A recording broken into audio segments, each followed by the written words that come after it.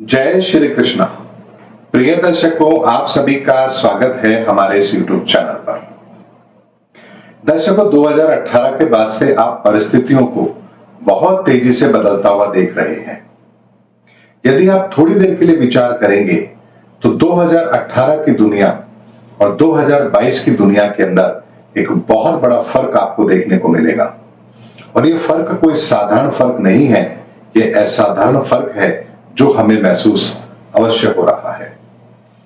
दर्शकों, आने वाले समय के अंदर 2027 तक शनि एक बहुत बड़ा परिवर्तन करने जा रहे हैं। ये बात मैं आपको कई बार कह चुका हूं, लेकिन इस बार का ये परिवर्तन कुछ खास इसलिए भी है क्योंकि शनि जब भी परिवर्तन करता है 30 साल में करता है, अर्थात हर 30 साल के बाद में आपको इस दुनिया के अंदर एक बड़ा बदलाव देखने को जरूर मिलता है।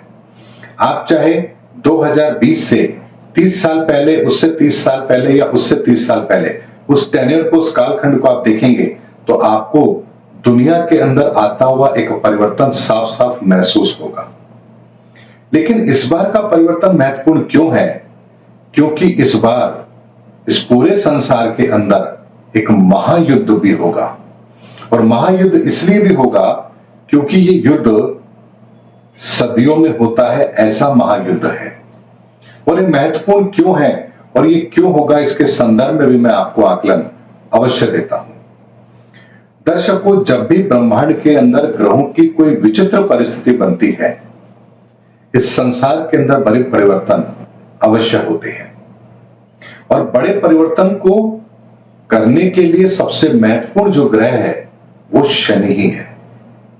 लेकिन इस बार शनि ने पिछले कुछ कालखंड के अंदर, अर्थात पिछले कुछ सालों के अंदर 2020, 2021, 2022, 2025, अगर हम इन सबको देखेंगे तो हर वर्ष इसने 6 ग्रहों की युति ब्रह्मांड में बनवाई है और उसमें बहुत बड़ा महत्वपूर्ण रोल भी अवश्य प्ले किया है।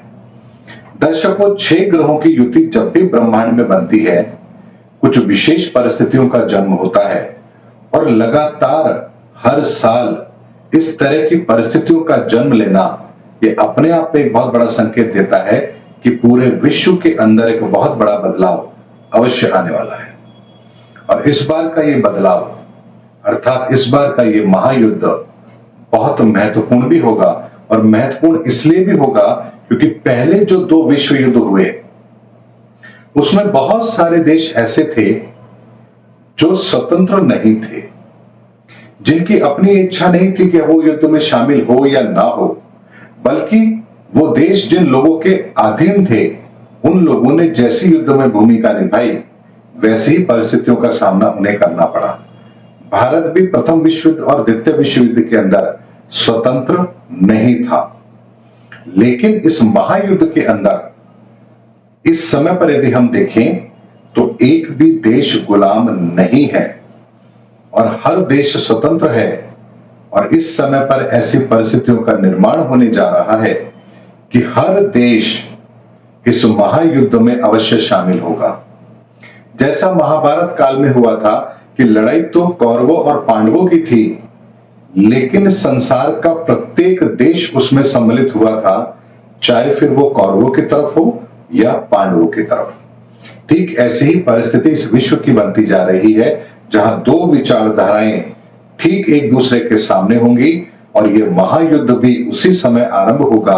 और ये विचारधाराओं की लड़ाई शस्त्रों की लड़ाई में भी तब्दील होगी और इसका एक महाविनाश भी हम अवश्य देखेंगे। लेकिन इस बार का ये महायुद्ध महत्वपूर्ण अवश्य होगा क्योंकि इस बार कोई भी देश अछूता नहीं रहेगा इस महायुद्ध में सम्मिलित होने से। अर्थात हर देश को यह तय करना ही पड़ेगा कि वो इस महायुद्ध में किस पक्ष में खड़ा है, धर्म के पक्ष में है या अधर्म के पक्ष में है।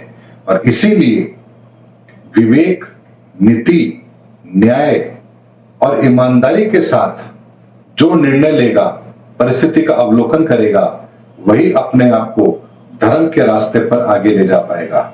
और जो भी स्वार्थ या किसी और कारण से अपने विचारों को अन्याय की तरफ रखेगा तो वो कभी भी न्याय के पथ पर आगे नहीं बढ़ पाएगा और इस महायुद्ध के अंदर उसको हानि अवश्य मिलेगी। दर्शकों, बहुत ही महत्वपूर्ण समय है, आने वाला समय भी महत्वपूर्ण है और ये महायुद्ध भी महत्वपूर्ण है और इसकी नींव तो रखी जा चुकी है और अब हम धीरे धीरे उस पथ पर आगे बढ़ रहे हैं जहां ये महायुद्ध हमें पूरी क्षमता के साथ इस संसार में होता हुआ नजर आएगा। और अब बहुत कम समय बचा है, मात्र 2 से 2.5 साल के बीच में ही इस महायुद्ध की शुरुआत हो चुकी होगी और ये महायुद्ध इस पूरी दुनिया को बदल कर रख देगा। उम्मीद करता हूं दर्शकों मेरा वीडियो आपको जरूर पसंद आया होगा। अगले वीडियो के अंदर आपसे फिर भेंट होगी, तब तक हमारे चैनल पर बने रहिए। जय हिंद, जय भारत।